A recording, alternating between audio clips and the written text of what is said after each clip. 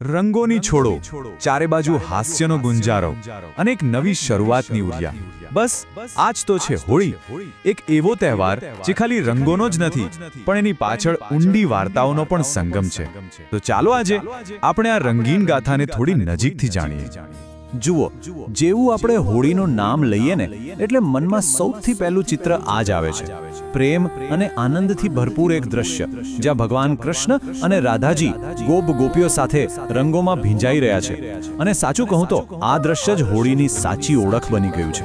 પણ શું હોળી એટલે માત્ર આટલું જ? ખાલી રંગોની ઉજવણી? ના, આ રંગોની પાછળ એક એવી પ્રાચીન કથા છુપાયેલી છે જે આપણને શ્રદ્ધા, હિંમત અને અનિષ્ટ પર સારાની જીતની વાત કરે છે. અને આ વાર્તા જ હોળીના તહેવારનો સાચો પાયો છે. તો હોળીની ઉજવણી પાછળની જે મુખ્ય દંતકથા છે ને એ આપણને એક અત્યાચારી રાજાના સમયમાં લઈ જાય છે. આ વાર્તાના કેન્દ્રમાં છે પ્રહલાદ, એક એવો રાજકુમાર જેની ભક્તિ એના જ પિતા અત્યાચારી રાજા હિરણ્યકશિપુ માટે એક પડકાર બની ગઈ. હિરણ્યકશિપુ એવું માનતો કે એ પોતે જ ભગવાન છે, જ્યારે પ્રહલાદ માત્ર ને માત્ર ભગવાન વિષ્ણુને જ પૂછતો હતો. હવે હિરણ્યકશિપુએ તો પ્રહલાદની શ્રદ્ધા તોડવા માટે શું નથી કર્યું?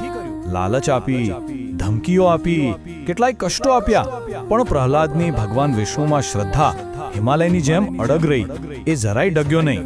હવે જ્યારે કોઈ પણ પ્રયત્ન સફળ ન થયો ત્યારે હિરણ્યકશિપુએ એની બહેન હોલિકાની મદદથી એક એવી ભયાનક યોજના ઘડી જે પ્રહલાદની શ્રદ્ધાની છલ્લી એટલે કે અંતિમ અગ્નિ પરીક્ષા બનવાની હતી.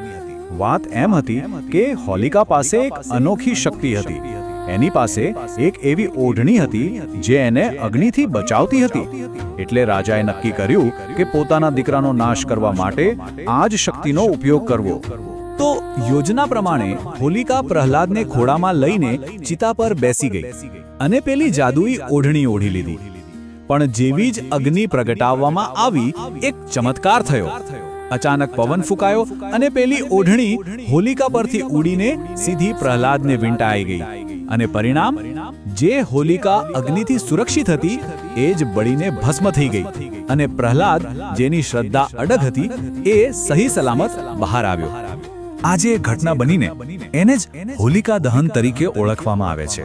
અને આ જ હોળીના તહેવારનો મુખ્ય પાયો છે. શ્રદ્ધા અને સદાચારના વિજયનું આનાથી મોટું કોઈ પ્રતીક ન હોઈ શકે. અને આ કથાનો અંત પણ એટલો જબરદસ્ત છે.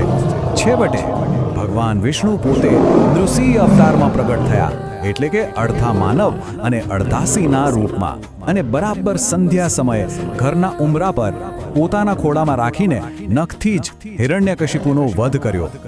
આમ અનિષ્ટ પર સારાની જીતની આ ગાથા પૂરી થઈ. સારું, તો ચાલો હવે આગળ વધીએ અને જોઈએ કે આ પ્રાચીન દંતકથા આપણી જીવંત પરંપરાઓમાં, ખાસ કરીને આપણા ગુજરાતમાં કેવી રીતે ઉજવાય છે. ગુજરાતમાં હોળીને હુતાસણી પણ કહેવાય છે અને એની ઉજવણી અનેક અનોખા રિવાજોથી થાય છે. જેમ કે પોરબંદરનો દાંડિયા રાસ હોય કે પછી આદિવાસી સમુદાયોના પારંપરિક નૃત્ય. દરેક પ્રદેશની પોતાની એક આગવી ઓળખ છે. આ તહેવાર આપણા પારિવારિક જીવન સાથે કેટલો જોડાયેલો છે એનું એક શ્રેષ્ઠ ઉદાહરણ છે દીકરાની વાડ. આ એક એવી ખાસ વિધિ છે જે નવા જન્મેલા દીકરાના પરિવારો માટે ખૂબ જ મહત્વની હોય છે.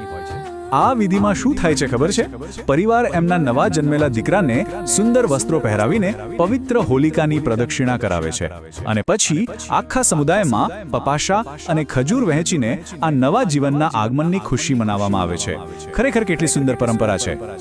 હોળીની ભાવના ફક્ત દેખાતી જ નથી, પણ એના જીવંત સંગીત અને કવિતા દ્વારા આપણે એને સાંભળી પણ શકીએ છીએ. સૌથી જૂની પરંપરાઓમાંથી એક છે હોળીના ફાગ ગાવાની. આ ગીતોમાં વસંત ઋતુ અને પ્રકૃતિનું એટલું સરસ વર્ણન હોય છે જે આ મોસમના ઉત્સવ અને રોમેન્ટિક મિજાજને બરાબર રજૂ કરે છે. આપણી ભક્તિ કવિતામાં પણ હોળી એક મહત્વનું પ્રતીક રહ્યું છે. મહાન કવયિત્રી મીરાબાઈ એમના ભજન રંગ દે ચુનરિયામાં ભગવાનને વિનંતી કરે છે કે તેઓ એમની આત્માને ભક્તિના દિવ્ય રંગથી રંગી દે. અને આ પરંપરા આજે પણ ચાલુ જ છે.